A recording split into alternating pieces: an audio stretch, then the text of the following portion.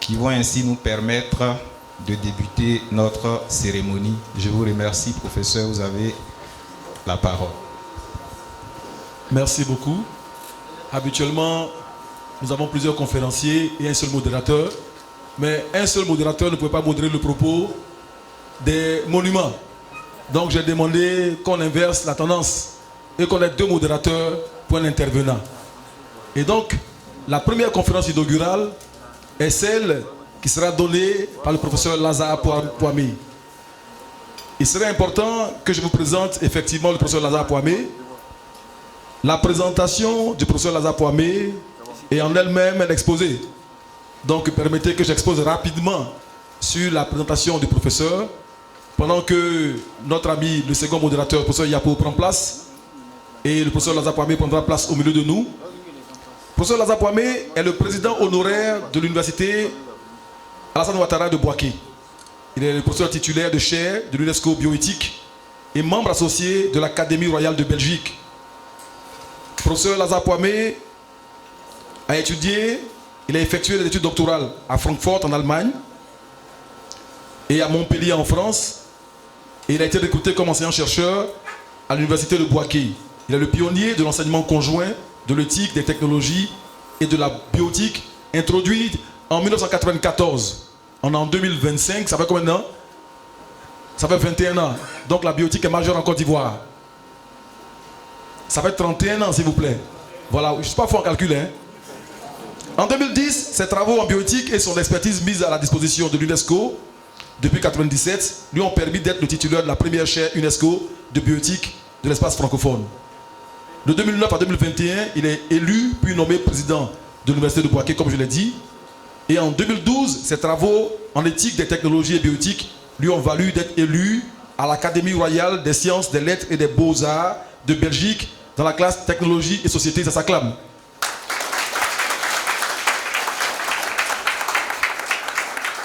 Je ne serai pas très long, je vous remettrai donc la suite de mon propos, mais nous accueillons ici le professeur Lazare Poimé sous vos acclamations. Magister, nous vous invitons pour votre communication.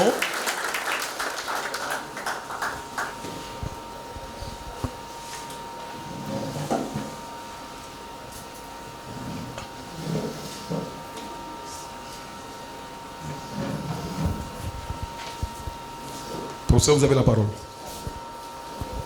Est-ce que la caméra est partie?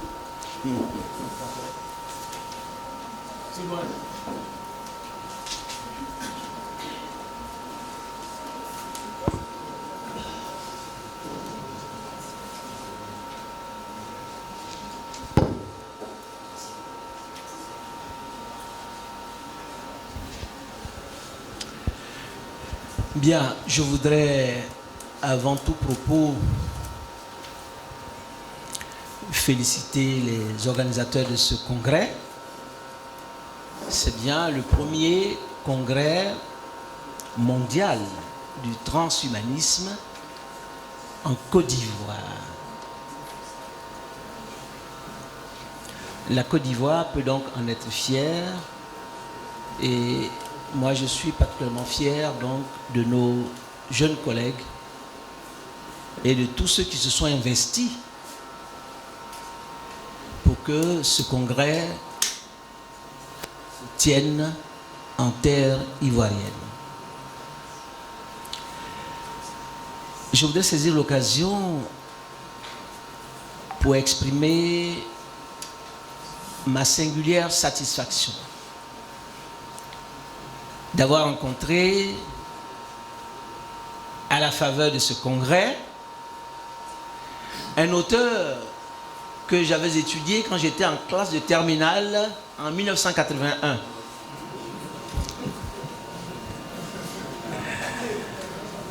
Et cet auteur, il est dans cette salle, c'est le philosophe Ebenezer Ndjomwele.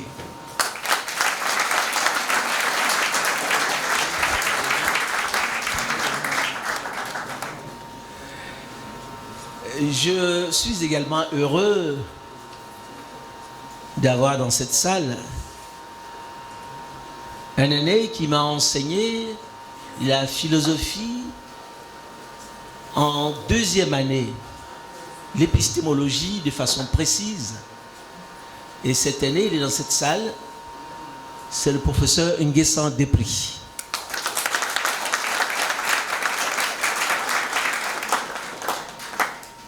Je voudrais particulièrement saluer la présence de nos collègues venus de loin, de la France et des autres contrées de l'Afrique, pour prendre part à ce congrès. Des États-Unis également.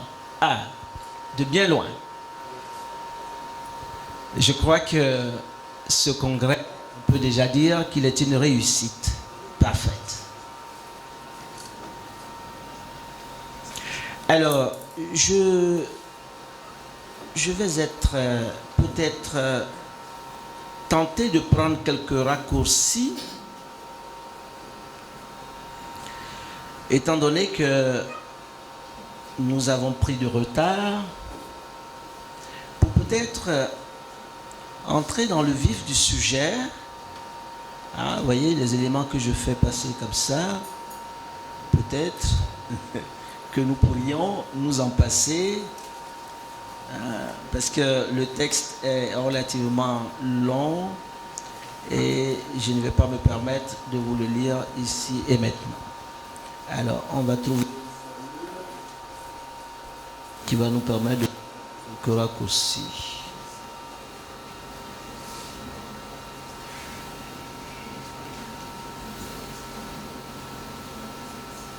Juste une formule.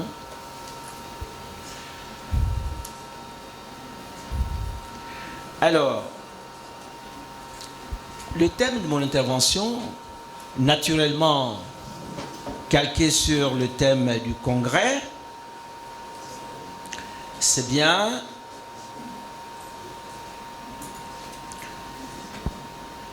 le transhumanisme et le développement éthico-technologique de l'Afrique. Alors, pourquoi nous avons choisi ce thème qui est polarisé plus ou moins sur le développement en sa dimension technologique? On répondrait naturellement que c'est aussi ça le projet transhumaniste, puisque la visée théologique du transhumanisme est mue par ou mobilise des moyens qui sont des moyens d'ordre technique, pour ne pas dire techno-scientifique.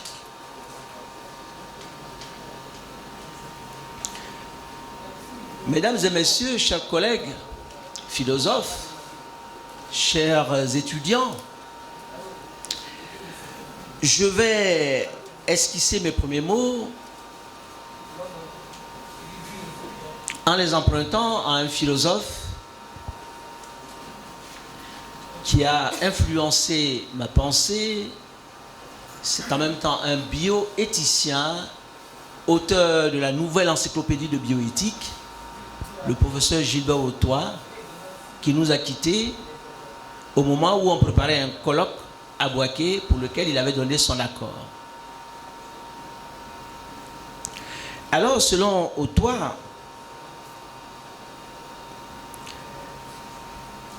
à qui nous devons un ouvrage devenu célèbre sur le transhumanisme, il écrivait dans cet ouvrage que le transhumanisme est-il un humanisme?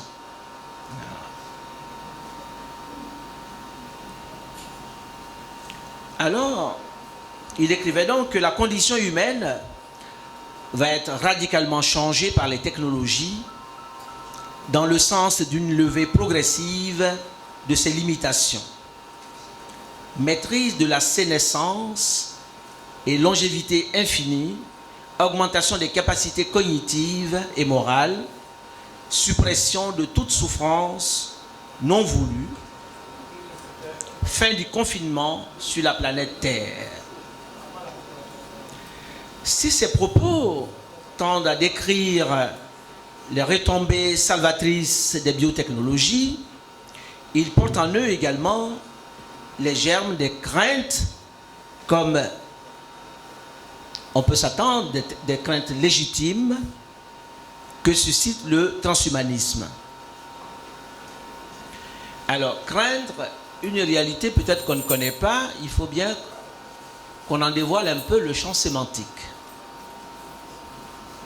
On pourrait se risquer à affirmer que le transhumanisme est un mouvement philosophico-scientifique et culturel qui vise à appréhender par un acte de sursomption qu'on retrouve chez Hegel, c'est-à-dire exercer une sorte de dépassement de l'humanisme par une accentuation des promesses d'épanouissement intégral de l'être humain dont les capacités se trouvent améliorées sans fin au moyen de la série technologique pilotée par ce qu'on appelle les NBIC. N pour nanotechnologie, BIC pour les biotechnologies, I pour informatique et C pour cognitivisme. En partant des distinctions devenues classiques entre origine et commencement, l'origine du transhumanisme peut être cherchée dans une réalité perceptible à travers toutes les sociétés humaines. Il s'agit du désir d'éternité, du souci de la performance, de la quête de l'excellence ou de la perfection et plus encore de la transformation du savoir en pouvoir, de domestication de l'animalité en nous et de domination de l'autre. L'autre comme nature, l'autre comme vivant, humain, l'autre comme animal. Avec le transhumanisme, cette quadruple aspiration a pris un bain de scientisme et de technophilie effrénée qui a déclenché une double attitude.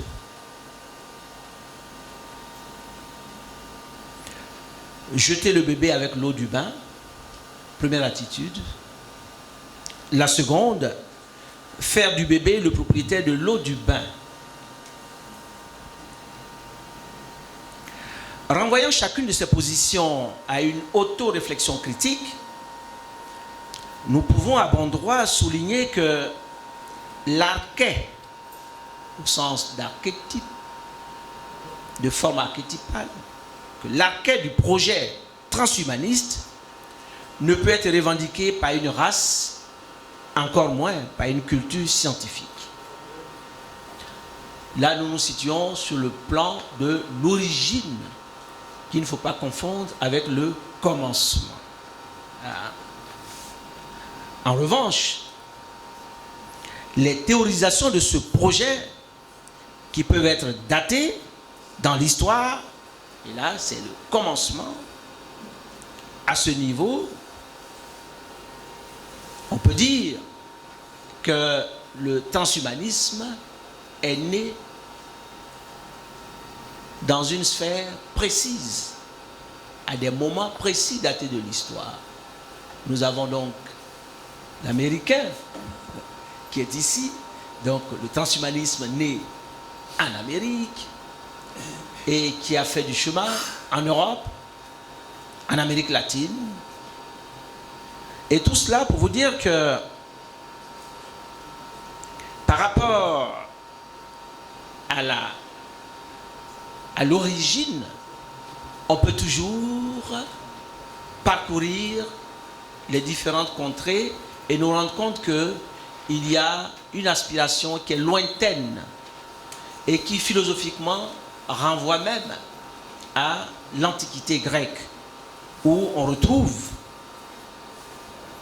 dans l'histoire de la pensée le concept aristotélicien d'antéléchie, c'est-à-dire l'être qui réalise toutes ses virtualités, le savoir qui doit nous rendre comme maître et possesseur de la nature, qu'on retrouve chez Descartes, Et puis, tout près de nous, le savoir qui doit rendre l'Africain incolonisable.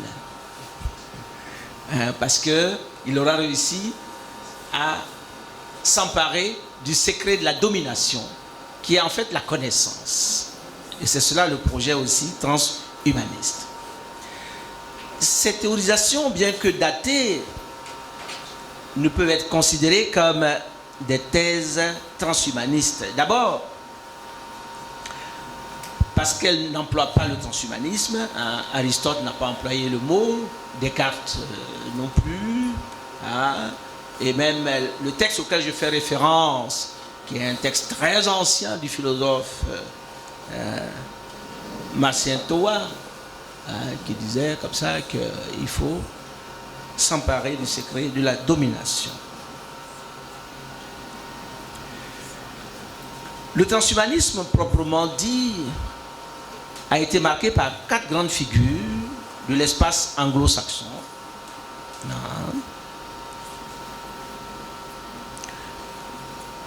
Je pense que après moi, les transhumanistes qui sont là pourront les citer, mais je vais très rapidement quelques noms. Nick Bostrom.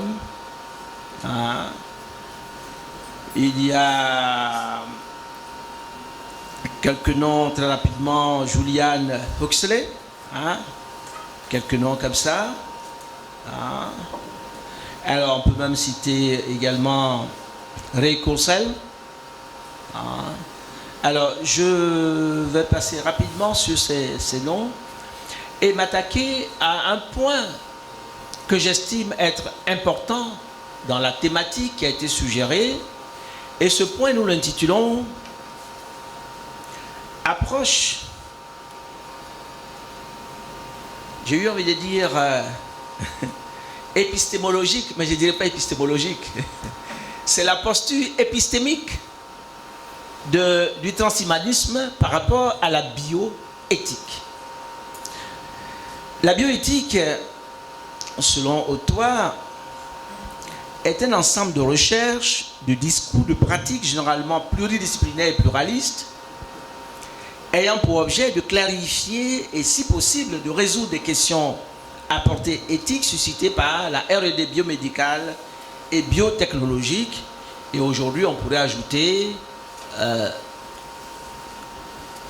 par les technosciences ou par la série de NBIC, où on pourrait ajouter les sciences computationnelles, en incluant l'intelligence artificielle. Lors d'une conférence donnée à l'université de Lomé sur la bioéthique et la politique de développement en Afrique, nous avons ajouté à cette définition la question de la reliance épistémique, éthico-pragmatique. Qu'est-ce que c'est? C'est la colligation des différents types de savoirs, effectuée in concreto et marquée par une accentuation de la responsabilité à l'égard du futur. Il s'agit en effet de relier par des cordons transphysiques des savoirs qui sont supposés être distincts les uns des autres. Il faut dire que depuis l'apparition du traité de bioéthique de Emmanuel Hirsch, qui est un bon bioéthicien français, un éthicien, l'ouvrage est intitulé « Les nouveaux territoires de la bioéthique ». Le transhumanisme est présenté comme l'un des territoires qui suscite, avec l'intelligence artificielle, les débats les plus passionnants et les plus passionnés. Nous pourrions même dire que le transhumanisme, singulièrement, suscite ce qui s'apparente à des trans chez ceux qui prennent le risque d'en faire une lecture philo-doxique, c'est-à-dire une lecture située entre la philosophie et la doxa. Ce n'est donc pas une bonne lecture qui suscite des transes. Alors, tout au long de cette conférence, on fera en sorte que nous puissions sortir de cette lecture philodoxique et de son rattachement raté ou manqué par rapport au préfixe trans qu'on rattache souvent ou maladroitement au transcendant. Nous nous efforcerons ici de dévoiler sans passion la posture épistémique qu'appelle ce nouveau territoire dans le champ de la bioéthique. Cette posture, schématiquement présentée, tient en 5 points. La posture du transhumanisme par rapport à la bioéthique. Premier point, la technophilie effrénée sur fond de scientisme radical. Deuxième point, la foi excessive en la capacité des technologies NBIC à améliorer, voire révolutionner la condition humaine. Troisième point, l'attachement viscéral au principe de perfectibilité de l'être humain conçu comme Entwurf. J'aurais pu dire projet, mais je dis le mot heideggerien, Entwurf, parce que chez Heidegger, on écrit ce mot par un artifice d'écriture, plus loin, j'ai, pour montrer qu'il s'agit de l'être qui projette, c'est-à-dire qui met en avant, un peu comme le Dasein, il met en avant ses propres possibilités en vue de les dépasser. Et là réside aussi l'esprit du transhumanisme, où les possibilités naturelles offertes par l'humain sont appelées à être dépassées. Donc le transhumanisme. Quatrième élément, c'est la croyance en la malléabilité infinie de la nature humaine. Et enfin, l'affirmation du primat, de l'autonomie dans la hiérarchisation des principes de la bioéthique. Vous savez qu'il y a 4 grands principes de la bioéthique. On a l'autonomie, on a le principe de non-malfaisance, le principe de bienfaisance et le principe de justice. Et en bioéthique, le problème auquel on reste toujours confronté, c'est celui de la hiérarchisation de ces principes. Et avec le transhumanisme, on voit qu'on tranche dans le vif, le principe d'autonomie est important et cela est affirmé vigoureusement. La bioéthique, en intégrant le transhumanisme comme nouveau champ thématique, revitalise à la fois ses liens avec les technosciences et sa dimension futurologique originelle. Et cela en référence à l'ouvrage de Potter qui avait écrit dans les années 70, Bioethics, Bridge to the Future. Alors, avec cette approche futurologique, la bioéthique, en intégrant le transhumanisme, va devoir également intégrer ce que Gilbert Hautois avait appelé la technochronie, c'est-à-dire la temporalité inhérente à la technologie et qui nous projette sur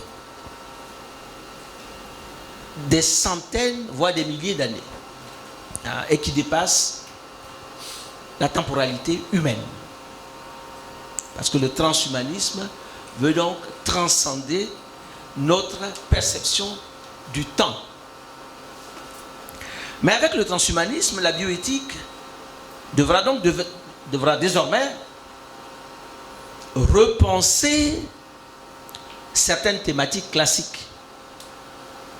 Vous voyez, c'est-à-dire qu'il s'agit notamment de la dignité humaine qu'il faut repenser, l'autonomie elle-même, le statut du corps humain, parce qu'un corps qu'on ne se contente pas de guérir, de réparer, mais qu'on veut augmenter, alors qu'est-ce que c'est au juste au niveau de ce que représentait jusque-là le corps humain.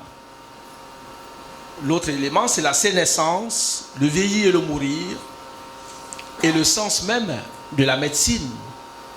La médecine qui, dans sa fonction traditionnelle, doit réparer, mais ne peut pas aller au-delà du thérapeutique, ou du moins, si elle y va, ce n'est pas pour augmenter l'humain, c'est pour améliorer tout au plus.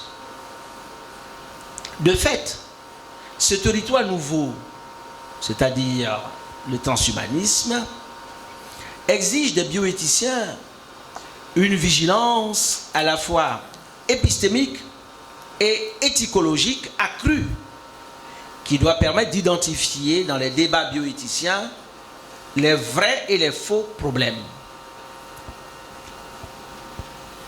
Qu'est-ce que cela signifie? Lorsque le transhumanisme n'est pas bien compris, cela soulève de faux problèmes.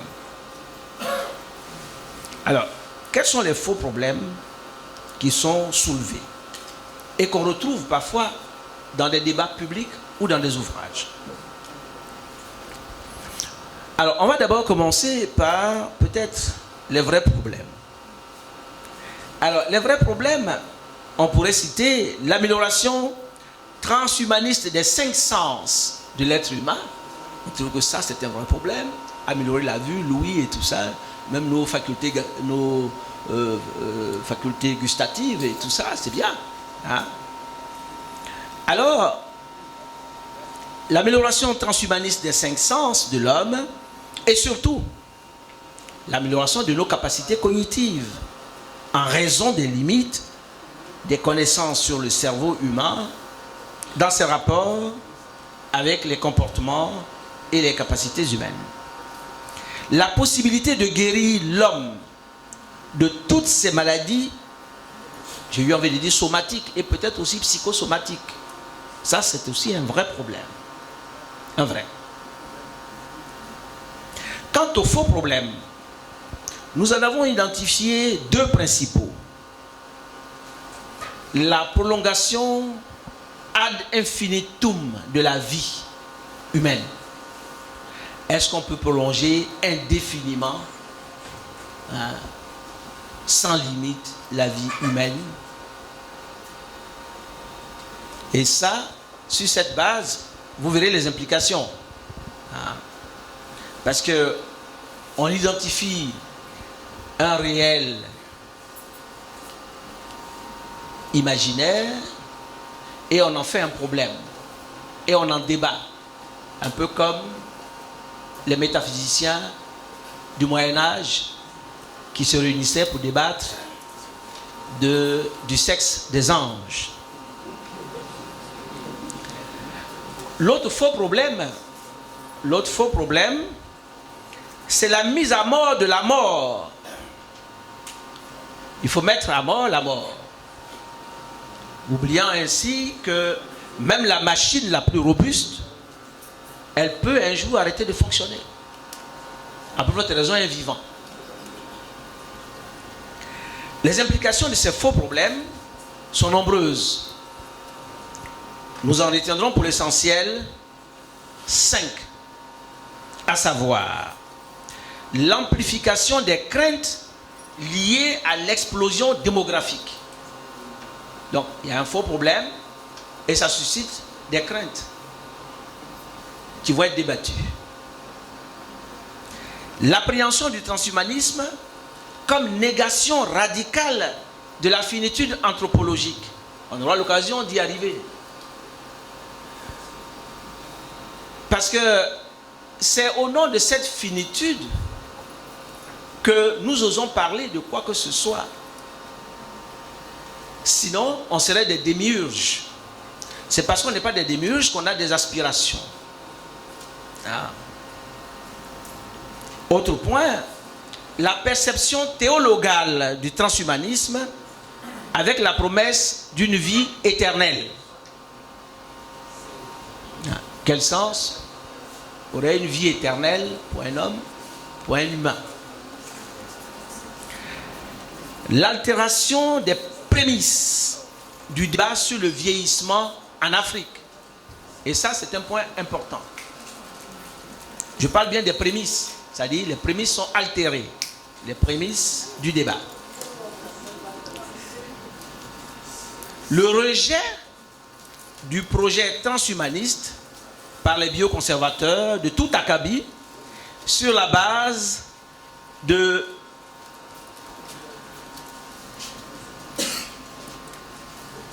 l'authenticité de la nature humaine, comme l'a souligné Baerchi dans son ouvrage au titre assez évocateur de l'humain augmenté au poste humain. Nous proposons de faire à présent une ouverture sur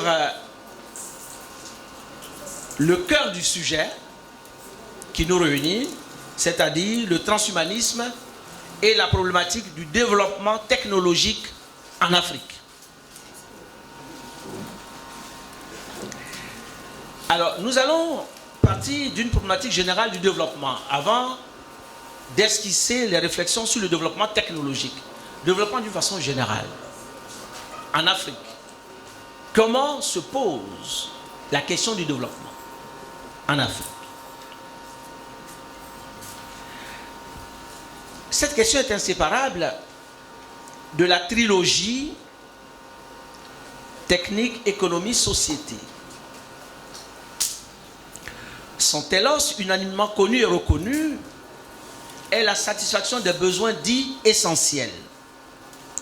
Le postulat fondamental du paradigme des besoins essentiels est le suivant.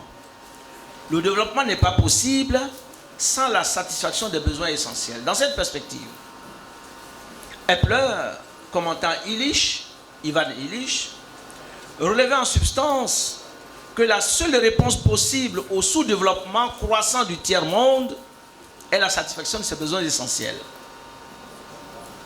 Mais comment définir les besoins essentiels? Comment juger de ce qui est essentiel pour l'homme, cet être qui ne vit pas que de pain? Des éléments de réponse sont repérables dans l'homme unidimensionnel d'Herbert Marcuse, qui opère une nette distinction entre les vrais et les faux besoins. Nous pouvons distinguer, écrit Marcuse, les vrais et les faux besoins. Les faux sont ceux que des intérêts sociaux particuliers imposent à un individu. Les besoins qui justifient un travail pénible, l'agressivité, la misère, l'injustice. Les vrais besoins, par contre, sont ceux dont la satisfaction garantit le plein épanouissement de l'homme. Au nombre de ces besoins figure une bonne place que réserve Marcuse. Ce sont les besoins dits radicaux ou fondamentaux. Les besoins de nourriture, de logement, de vêtements et de quelques autres choses encore.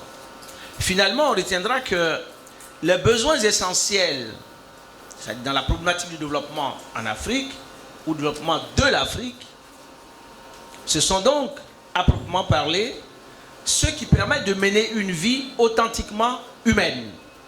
Il s'agit de besoins humains proprement humains qui ont pour nom singulier éducation.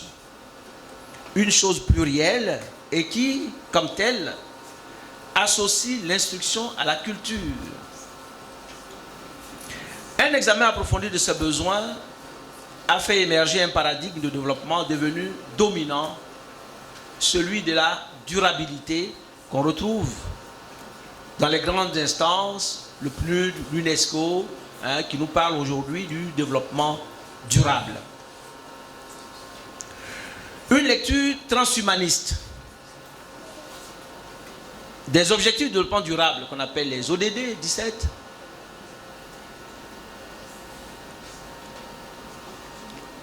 permet de comprendre que le monde est resté rivé à des besoins qui sont des lieux communs, sans grande ambition, comme le voudraient les transhumanistes. Ce sont des besoins conçus dans les strictes limites de notre limitation anthropologique, sur laquelle je reviens encore, et qui laissent à l'homme et qui abandonne et qui peut-être néglige la condition humaine elle-même. Aucune révolution de notre humaine condition n'est envisagée dans les ODD 17, si vous les lisez bien, depuis l'objectif de développement numéro 1 jusqu'au numéro 17.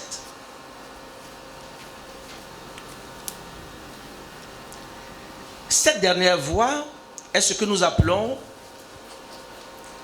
la voie éthico-technique du développement, l'autre nom de la maîtrise transtechnique de la dynamique technologique. Il s'agit en effet de l'appropriation mentale et culturelle des systèmes techniques. C'est pourquoi, d'un point de vue transhumaniste, le type de technologie à privilégier pour le développement de l'Afrique est important.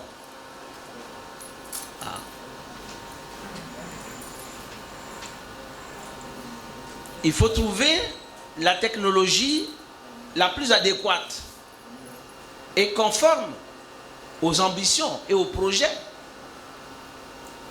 transhumanistes. Alors, c'est tout trouvé. On le trouve dans les technologies propres à augmenter nos capacités cognitives. De ce point de vue, la conférence a débuté sur une activité théorique dense ayant consisté à distinguer origine et commencement. En termes d'origine, le maître a montré que le transhumanisme est une réalité qui est partagée par tous les peuples de par le monde depuis les siècles les plus lointains. Mais du point de vue du commencement, c'est bien en Amérique, ensuite en Europe, en Amérique latine, n'est-ce pas, que de grands auteurs, dont certains sont présents dans cette salle, faisant partie de cette auguste assemblée, n'est-ce pas, donc c'est bien en Amérique, en Europe, en Amérique latine, que, n'est-ce pas, le transhumanisme a connu son commencement.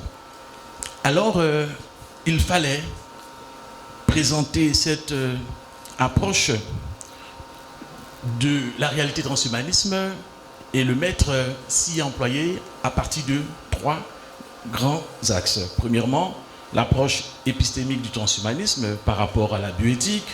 Ensuite, le problème du développement technologique en Afrique, vu que la conférence, le congrès cette année se tient en Afrique. Et troisièmement, comment, n'est-ce pas, accompagner le transhumanisme de manière éthique. Telle est, n'est-ce pas, la question, telle est la place, n'est-ce pas, que se donne la bioéthique dont le maître est l'un des tenants majeurs. Donc, telle est l'approche que la bioéthique peut, n'est-ce pas, faire du transhumanisme. Alors, de ce point de vue, l'enjeu pour caricaturer, pour le maître, a été de se poser la question de savoir s'il faut jeter, n'est-ce pas, le bébé avec l'eau du bain qui a servi à le laver, ou il faut plutôt voir dans le bébé l'auteur du bain. C'est vraiment de savoir ce que, n'est-ce pas, le transhumanisme fait, ou fait de nous et de ce que nous sommes. Alors, c'est que le transhumanisme fait peur.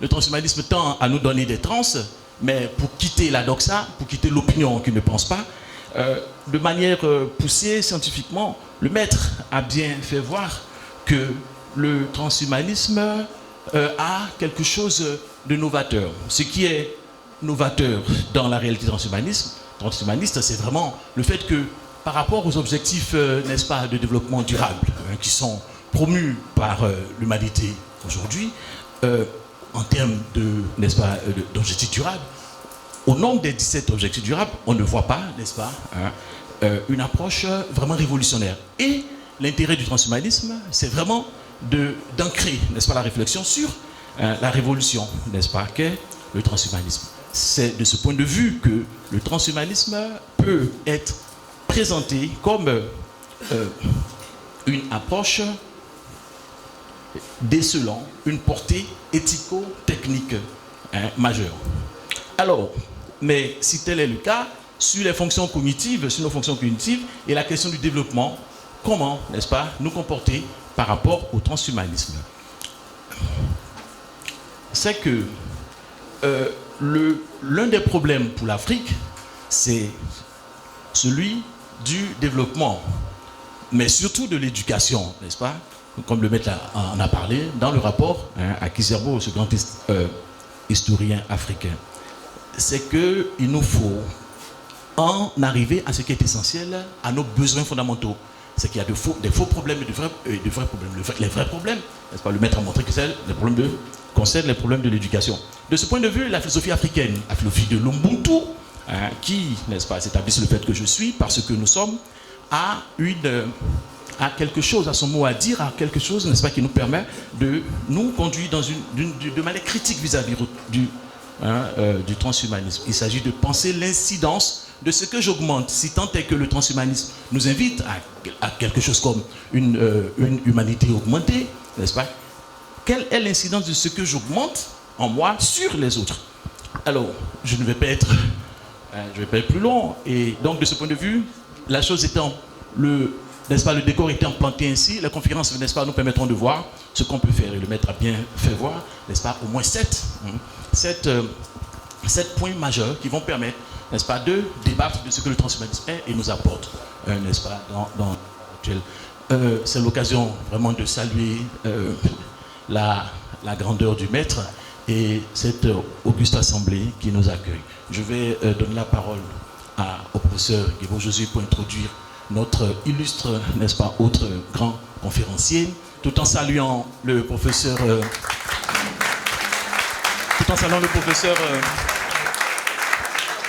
Nous allons accompagner le maître. Merci infiniment. Avec nos ovations jusqu'à ce qu'il regagne son siège. Et nous saluons le professeur